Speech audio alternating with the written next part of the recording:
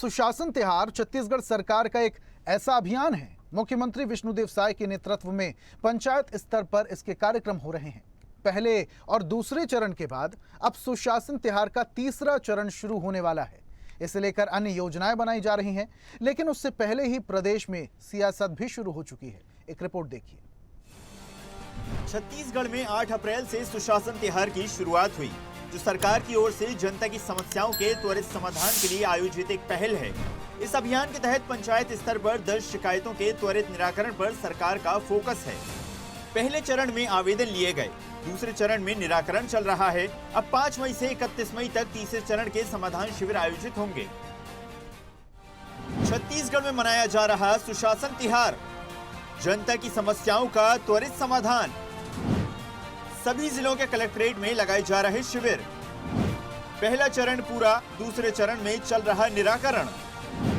5 से 31 मई तक चलेंगे तीसरे चरण के समाधान शिविर। सुशासन तिहार पर प्रदेश में सियासत अपार। विपक्ष उठा रहा शराब, धान और सट्टा ऐप का मुद्दा। इस कार्यक्रम को लेकर सियासी घमासान भी देखने को मिल रहा है। विपक्ष, खासकर कांग्रेस नेता भूपेश बघेल ने सुशासन तिहार को दिखावा करार दिया। बघेल का कहना है कि प्रदेश बिजली पानी के संकट से जूझ रहा है, किसानों की फसलें सूख रही हैं। ऐसे में सुशासन का दावा हकीकत से कोसों दूर है। यहाँ नकली और बाहरी राज्यों की शराब बेची जा रही है, वहीं प्रदेश का युवा जुए सट्टे की लत में बर्बाद हो रहा है। क्या यही सुशासन है? सुशासन तिहार इसके केवल हाथी के दांत दिखाने का और खाने के और उसके विष्णुदेव साय के विभाग में ही आप देखें बिजली कटौती कितनी कर रही है। बिजली की पूर्ति नहीं हो रही। अघोषित बिजली कटौती के कारण से पेयजल प्रभावित हो रहा है, किसानों के फसल बर्बाद हो गए हैं। उसी के पास आबकारी विभाग है, जहाँ नकली होलोग्राम हैं पकड़े जा रहे हैं। नकली शराब और बाहर के दूसरे प्रदेश की शराब बिक रहे हैं। शराब की दुकान 700 से बढ़ा के 1400 कर दिया गया।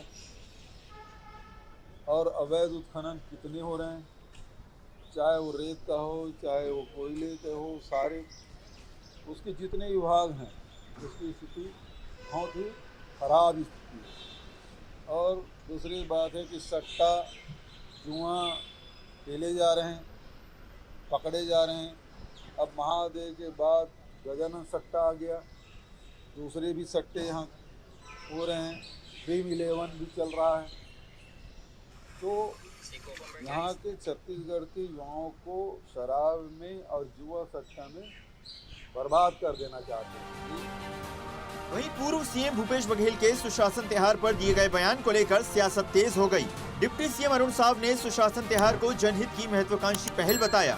डिप्टी सीएम के मुताबिक कांग्रेस नेताओं को जनहित और जनता के मुद्दों से कोई सरोकार नहीं है, लेकिन ये विष्णु का सुशासन है और हम जनहित में काम करते रहेंगे। सुशासन तिहार आम जनता की समस्याओं को सुनने का, उनके निराकरण करने का एक अति महत्वाकांक्षी योजना विष्णुदेव साय जी के नेतृत्व में हमारी सरकार ने बनाई है। जनता की बीच जाना, उनकी समस्याओं को सुनना, उसके निराकरण करना, इस बड़े उद्देश्य से ये योजना पूरे प्रदेश भर में चल रही है। अब इस चरण में उन समस्याओं का निदान होगा, उसके लिए पूरी विस्तृत योजना बनी है। और निश्चित रूप से जनता का जिस प्रकार से प्रतिसाद मिल रहा है, जिस प्रकार से जनता के समस्याओं का निराकरण हो रहा है, जनता में इसे लेकर खासा उत्साह है। और अब सभी बड़े अधिकारी, मंत्रीगण, विधायकगण, सांसद, विधायकगण और माननीय मुख्यमंत्री जी भी पूरे प्रदेश भर में अलग अलग स्थानों पर जाकर लोगों की समस्याओं का निराकरण करने वाले हैं।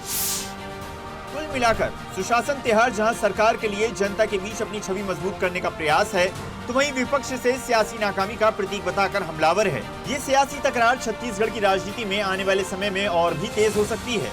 रायपुर से सुधीर वर्मा की रिपोर्ट। लेटेस्ट खबरों के लिए लाइक, फॉलो और यूट्यूब पर सब्सक्राइब करें, बेल आइकन दबाएं, साथ ही विजिट करें swedishlive.com पर।